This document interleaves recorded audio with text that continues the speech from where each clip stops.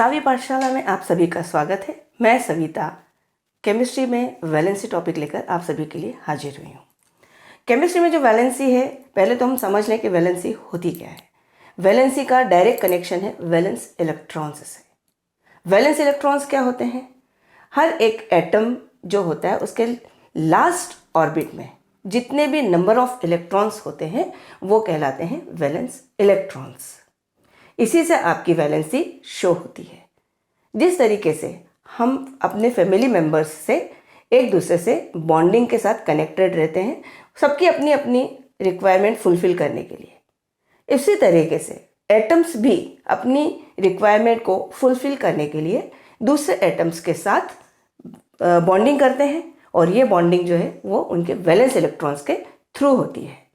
तो आपने देखा होगा कि फिजिकल केमिस्ट्री में भी आप लोग एटम्स यूज़ करते हैं या मॉलिक्यूल्स यूज़ करते हैं या फिर कंपाउंड्स यूज़ करते हैं। इनऑर्गेनिक केमिस्ट्री में भी सेम और ऑर्गेनिक केमिस्ट्री में भी सेम। तो आपको ये मालूम पड़ गया कि जो एटम्स होते हैं वो दूसरे एटम्स के साथ बॉन्डिंग करके या तो मॉलिक्यूल्स को फॉर्म करते हैं या फिर कंपाउंड्स को फॉर्म करते हैं। ये एक एटम नहीं, जितने भी 118 एलिमेंट्स हैं आपके पीरियोडिक टेबल में, उन सब की अपनी अपनी रिक्वायरमेंट होती है। फॉर एग्जांपल हम सबसे पहले ले लेते हैं आपका पीरियोडिक टेबल में फर्स्ट नंबर का जो एटम है वो है हाइड्रोजन। अब मैंने लिखा 1, मतलब इसका एटॉमिक नंबर 1 है। अब जब मैं इस हाइड्रोजन का इलेक्ट्रॉनिक कन्फिग्रेशन करती हूँ तो आपको बोहर्स थ्योरी के हिसाब से मालूम होना चाहिए कि जो फर्स्ट शेल होता है वो के होता है।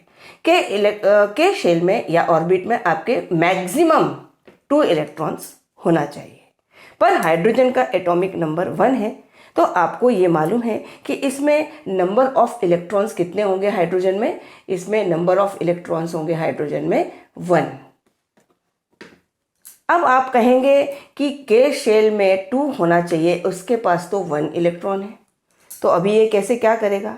तो अभी जब हाइड्रोजन को 1 इलेक्ट्रॉन कम है, यानी 1 इलेक्ट्रॉन की ज़रूरत है 2 इलेक्ट्रॉन्स करने के लिए, तो या तो वो लूज़ कर देगा और 0 कर लेगा।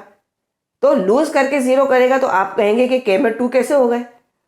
आप कहेंगे कि +1 क्यों नहीं, 1 क्यों नहीं कर सकता? तो ये क्या करता है? ये लूज़ करता है। जब ये 1 इलेक्ट्रॉन लूज़ करता है तो ये अपने लास्ट ऑर्बिट में से जो 1 इलेक्ट्रॉन था वो भी लूज़ कर देता है। इस तरीके से उसके ऊपर +1 वैलेंसी आ जाती है। तो आपने ये देखा कि 1 इलेक्ट्रॉन लूज़ किया तो उसकी वैलेंसी +1 हो गई। इस तरीके से अगर आप सेकेंड एटम ले लेते हैं, अगर एक और एग्जाम्पल हम ले लेते हैं सोडियम। सोडियम का एटॉमिक नंबर होता है 11।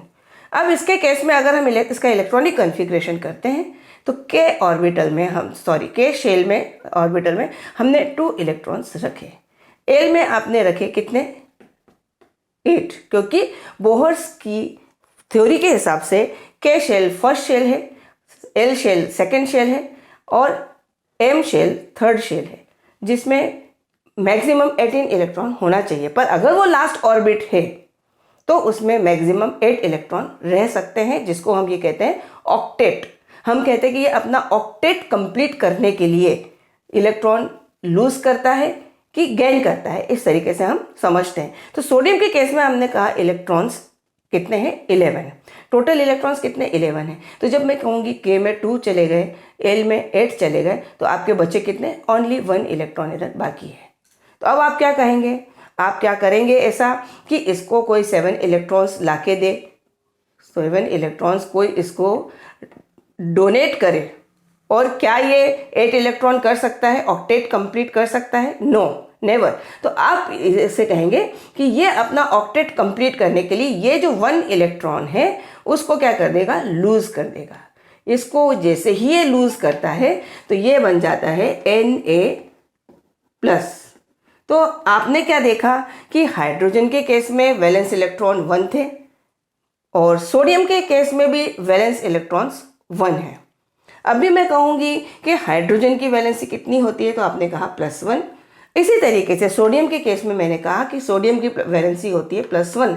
अभी आपको समझ में आ ही गया कि +1 कैसे हुआ। अब अगर मैं एक दूसरा एग्जाम्पल ले लेती हूँ। जैसे अपन ले लेते हैं क्लोरीन।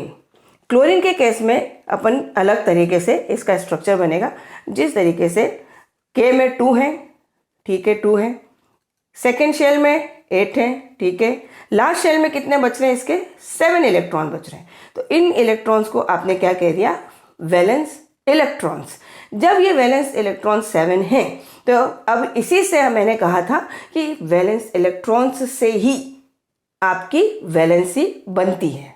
तो किस तरीके से बनेगी? अब यहाँ पे 7 इलेक्ट्रॉन है तो आप ये कहेंगे क्या कि ये 7 लूज कर देगा ऑक्टेट कंप्लीट करने के लिए? नहीं, ये क्या करेगा?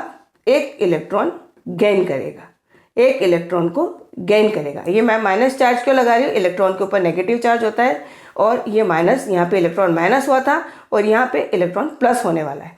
तो आपने जब इसका इलेक्ट्रॉनिक कन्फिग्रेशन देखा तो 2 8 8 हो गया।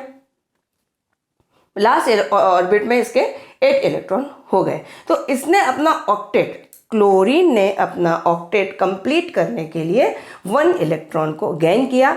सोडियम ने अपना ऑक्टेट कंप्लीट करने के लिए 1 इलेक्ट्रॉन को लूज किया। तो अब क्लोरीन क्या हो जाएगा? क्लोरीन हो जाएगा आपका माइनस चार्ज्ड।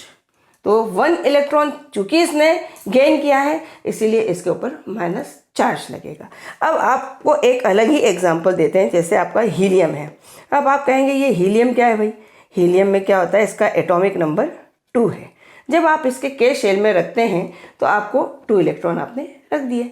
अब आप कहेंगे कि भाई K में 2 है तो क्या ये लूज करेगा? क्यों लूज करेगा जब 2 है? क्या ये गेन करेगा? क्यों करेगा जबकि 2 है? तो ना तो ये गेन करेगा और ना ये लूज करेगा। तो ये क्या करेगा? कुछ भी नहीं करेगा। तो इसके वैलेंस इलेक्ट्रॉन 2 है पर इससे वैलेंसी इसकी 0 हो रही है। अब 0 क्यों हो रही है? क्योंकि ना तो ये लूज कर रहा है ना तो ये गेन कर रहा है। तो आपकी इसके केस में, दोनों के केस में, इसमें ना तो नेगेटिव वैलेंसी है ना पॉजिटिव वैलेंसी है। इसके केस में वैलेंसी 0 है। इससे आपने क्या समझा कि हीलियम की वैलेंसी 0 है।